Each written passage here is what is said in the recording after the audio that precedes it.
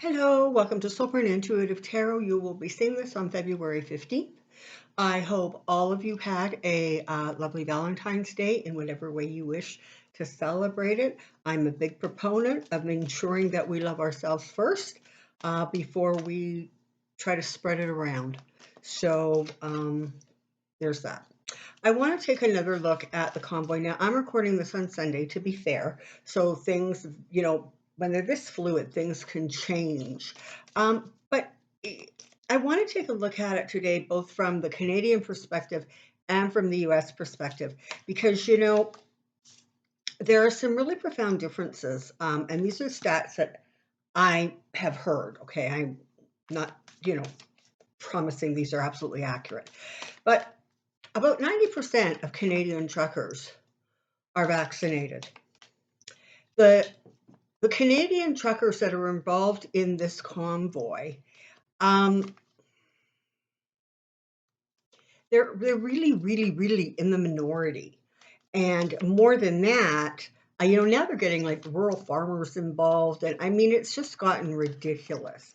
And so certainly, these protests in Canada have almost taken on a flavor about just like anti-government. It almost doesn't seem to matter what side of the government if you're a liberal, if you're not a liberal, you think they're doing a horrendous job. If you're a conservative, you think that they're not fighting hard enough for you to to please you.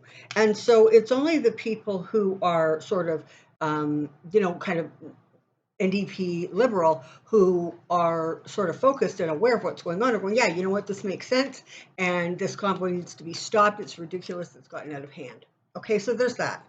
But in the United States, my understanding is it's only like 50, maybe 60% of long distance truckers or truckers as a whole are vaccinated.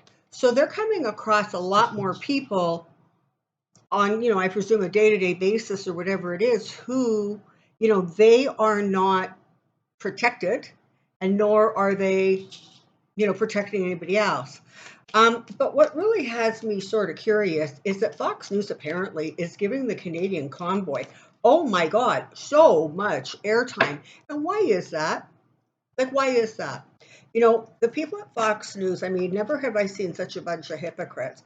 Apparently, you have to be vaccinated to be employed at Fox, and more, if you, for whatever reason, choose not to be vaccinated, you have to do a test every single day. But yet they don't have any trouble, sending perhaps the uninformed out into the world, to spread the blessings of COVID. So, or not wearing masks or having freedom.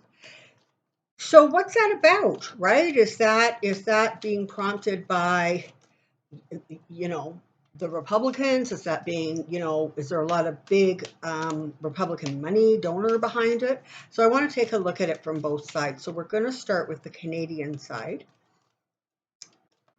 And let's just see where we go from there, shall we? So I have questions. Oh boy, come on down. Let's see what I find out. Okay, back this up, create some space here. Okay, so a couple more quick shuffles.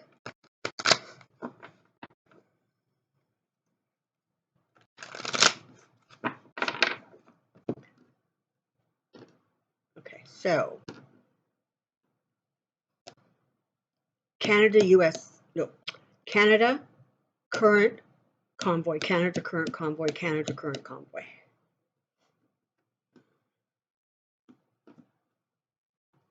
Here we go. Okay, well, yeah, it's causing a lot of worry, a lot of stress. In Ontario, they have implemented a fine of up to $100,000. We really like big fines in this country. And so apparently a lot of truckers moved out already. But there's still going to be those diehards. And this is the thing about these people. They It's not for them. It's not about the truckers. It's not about whether it was fair. It's not about any of that. It is simply about causing trouble. These people are just stirring the pot, stirring the pot, stirring the pot. And they are, by and large, conservative to whatever degree, um, and certainly right of center. Okay, so that's where we're at right now with, the people who are in the convoy.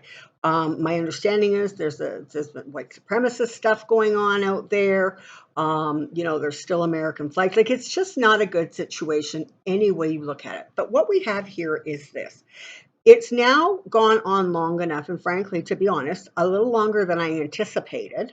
Although I did say by this weekend they would start really clamping down, and they've done that, but I thought it would be a little bit more fizzled out by then. But in any case, so it's causing a lot of anxiety and stress, but it's on all sides, ironically, right?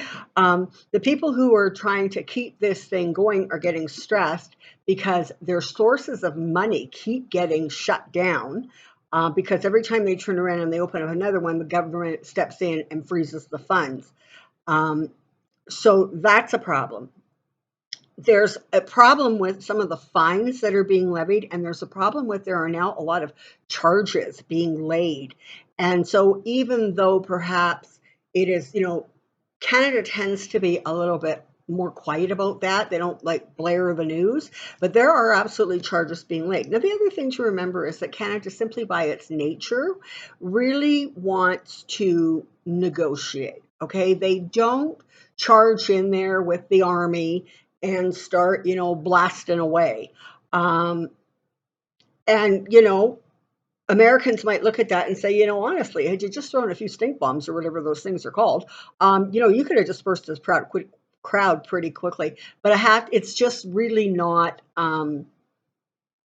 It just tends to be not the way we do things. Even as a country, even when there are two sides, we all sort of tend to stick closer to center. So that's going on. The people who are really, really pushing this are actually becoming more and more concerned about exposure. And what they're concerned being exposed is the money, the source, where the money is coming from, how the money is being distributed, who's getting the lion's share of it. And so what's going on now, particularly with those associated with the convoy, is it seems to me that the stress or the aggravation or the agitation seems to be ramping up quite significantly, as every time they turn around, there's something else threatening to expose kind of what's been going on. And certainly with the Ten of Pentacles here, you absolutely are talking about finances, money, documentation, that sort of thing. Honestly, I just got this. I wouldn't be surprised if, as things move along and sort of as court cases start or investigations continue, if there isn't documentation that comes directly from sources outside of the country.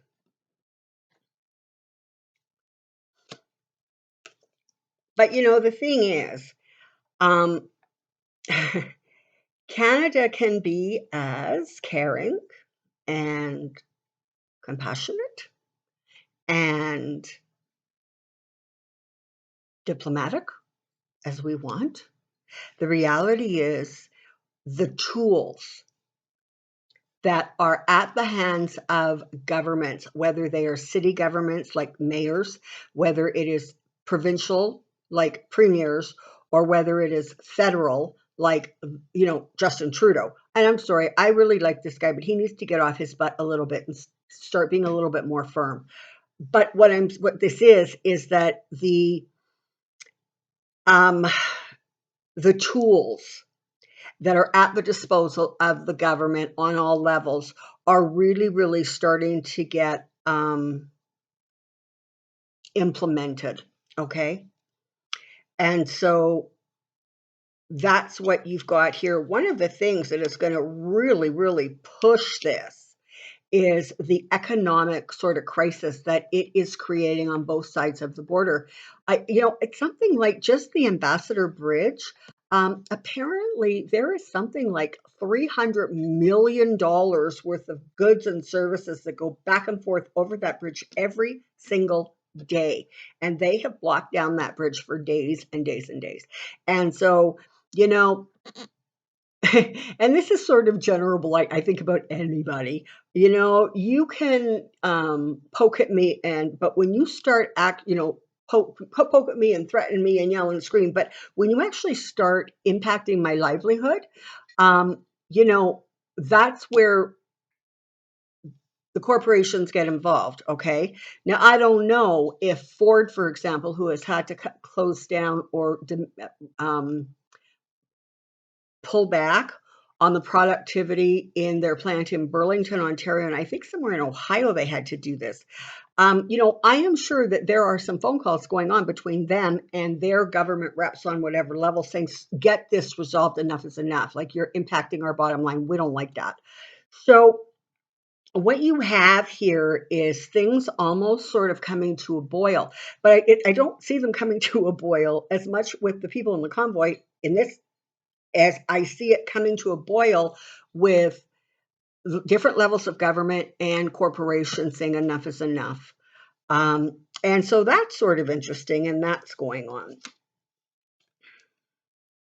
There's a lot of really confusing messages that are being sort of distributed throughout the people at the convoy. And, what you have there is, and I say this, and I'm not casting insult or aspersions on anybody. But what you have there is a conglomeration or a coming together, a grouping of really sort of low consciousness people, right? Who are really only focused about their world, their livelihood, their issue, their concern. And that has been part of the problem through this entire COVID situation is, oh, you want me to wear a mask because it protects my neighbor? Screw you. I'm not going to do that. Honestly, I think they should have changed the marketing on that and just said, this will protect you. And, I think maybe the mask mandates might have gotten a better reception. But the reality is at this point, if you even try to talk by and large, to the people at the convoy, they say things like, I saw some guy yesterday, and basically he said, I'm staying. I don't care what they do. I don't have no job. Government took my job. I'm here. I got nothing better to do. So you have that sort of real baseline kind of approach to life. Okay. So that's fine. That's where they're at.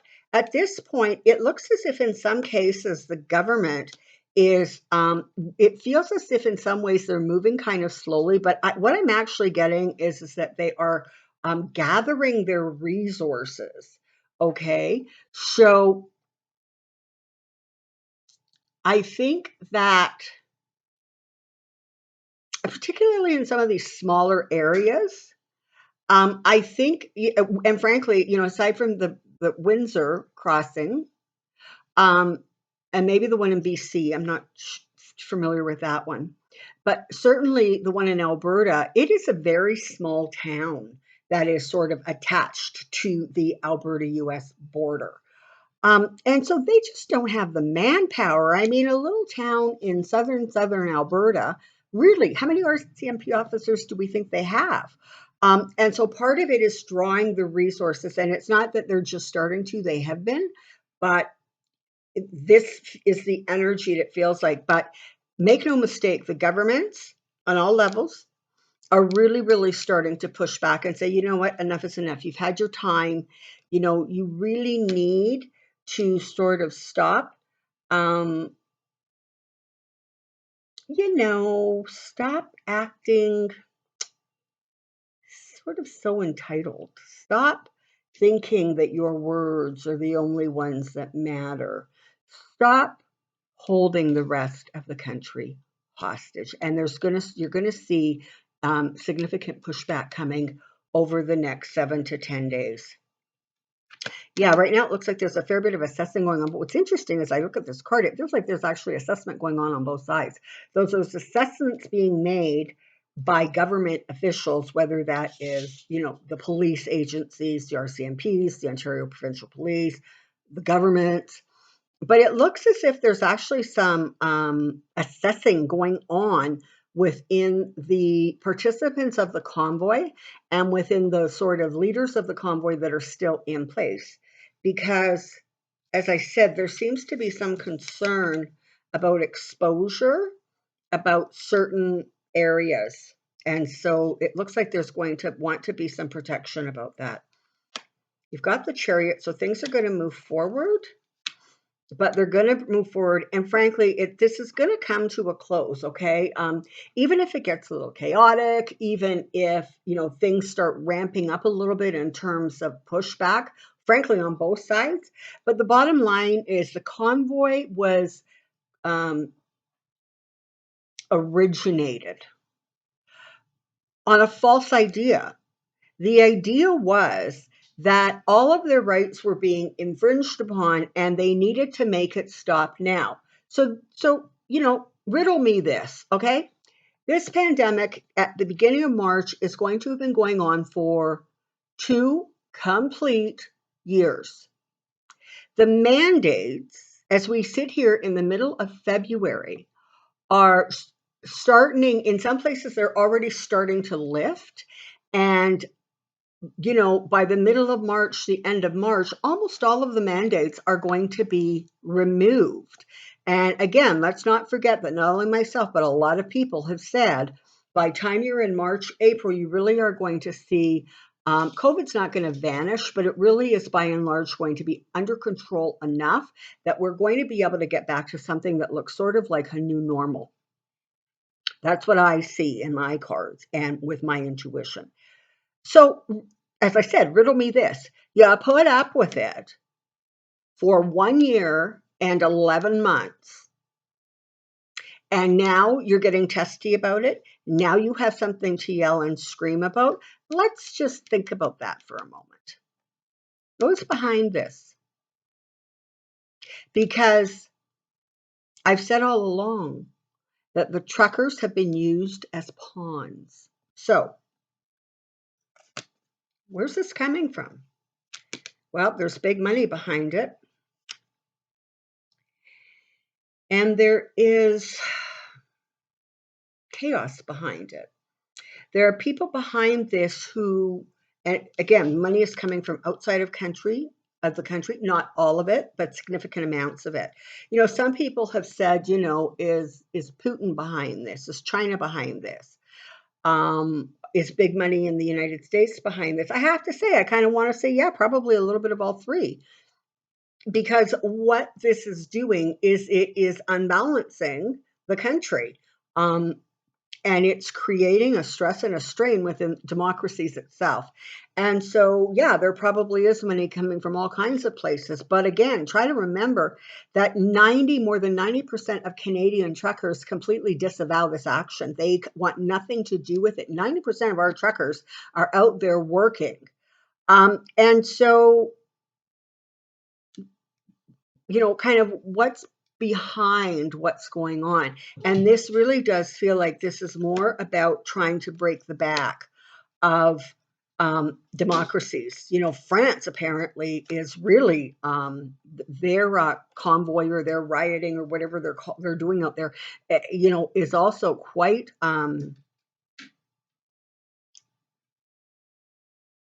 verbose.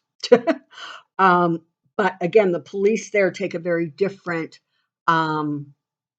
view of how they're going to handle things. It seems to be just a lot more forceful than anything we have seen here in Canada. But this thing is going to come to an end.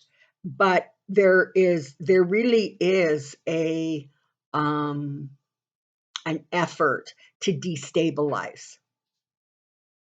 And ask yourself, could that not be why Fox is covering Canada news, for God's sakes, like so continually? Methinks that might be a question worth asking.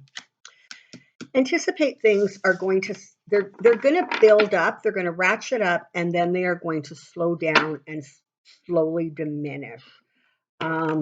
There are noise mandates in places, I think everywhere that there are protests. And so there are going to be, a lot of fines handed out. I know in Edmonton, and I am sure they're in other places.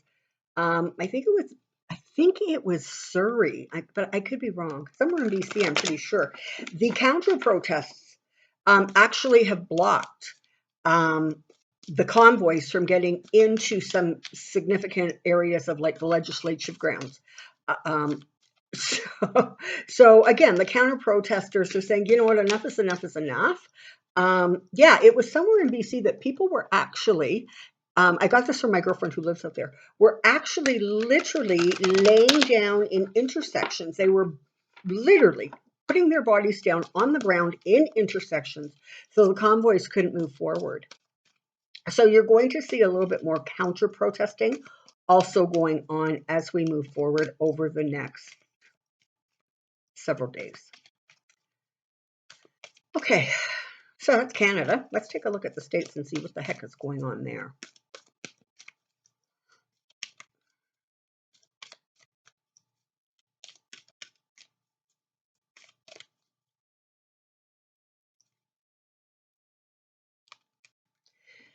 Okay, so what we're going to look at now is what's happening in the United States with regards to the convoy. This is, I don't know, what is it, Super Bowl, whatever the big deal is on Sunday. I haven't heard anything about the convoys being able, because there was talk that they might be able to block it, but I haven't heard that they were actually successful with that. And I tend to think if they had been, it would be all over my news feed. And for those of you who are yelling at me, I just don't do football, okay? Um, Now, for people who are in the UK, there was a time that I followed what is considered our soccer, your football, quite closely. And of course, hockey when I was younger. Frankly, now I'm sort of not so much into sports. All right, here we go. US and the convoy. I don't like this agitation that's agitating that is going on from Fox. I don't like it one little bit because, this really is one of those situations where Fox is manipulating, again, circumstances and situations for the benefit, frankly, I'm sorry. They're doing it because of viewership, right? They want people to watch their channel and they want to get all these people who are sort of in that mind space and in that energy space all riled up again. Maybe it's a nice change from continually complaining about Biden or whatever the heck else it is they do over there at Fox. Okay, let's take a look here. Okay, so U.S. convoy motivation reaction, U.S. convoy motivation reaction, U.S. convoy motivation reaction. Here we go.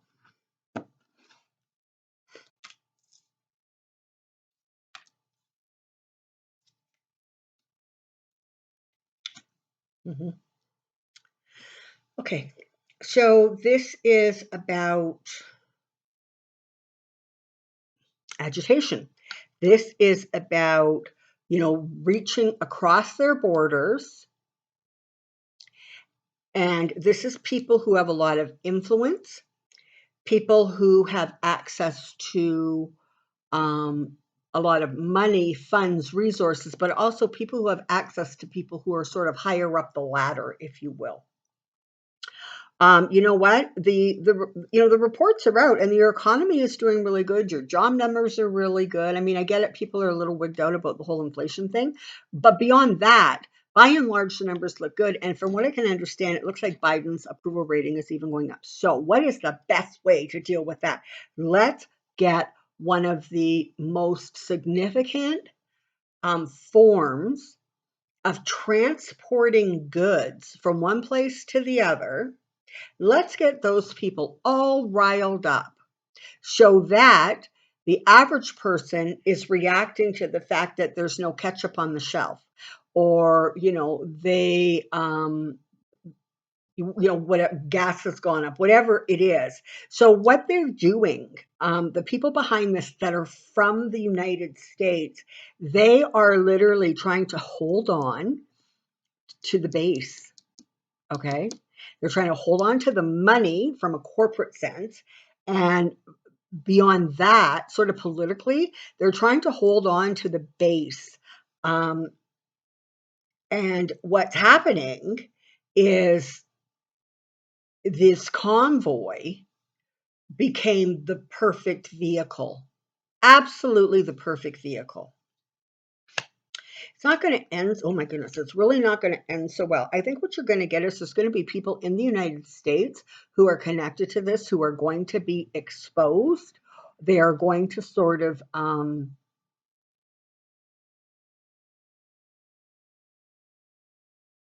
don't want to use the word reprimand, but I feel like there is going to be some sort of a backlash against um, those forces that are really, really trying to stir this up. I mean, that's the other thing, right? The the mandates on both sides of the border are the same. Trudeau and Biden agree on the same thing. So again,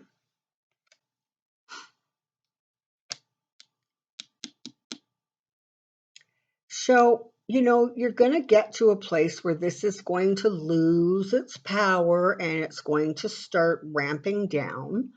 Um, it's probably going to take a couple more weeks of them honestly really, really trying to rile everybody up.